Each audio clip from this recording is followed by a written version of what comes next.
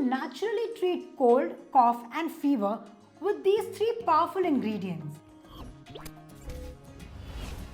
अदरक में anti inflammatory और इम्यूनिटी बूस्टिंग प्रॉपर्टीज होती है जो इन्फ्लेमेशन घटाने में और इन्फेक्शन से लड़ने में मदद करता है।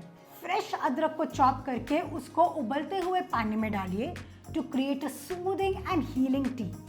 ज्यादा फायदे के लिए आप इसमें हनी और थोड़ा सा नींबू भी ऐड कर सकते हैं। अब हनी की बात कर ही रहे हैं तो ये भी एक नेचुरल इंग्रेडिएंट है जिससे गले को राहत मिलती है।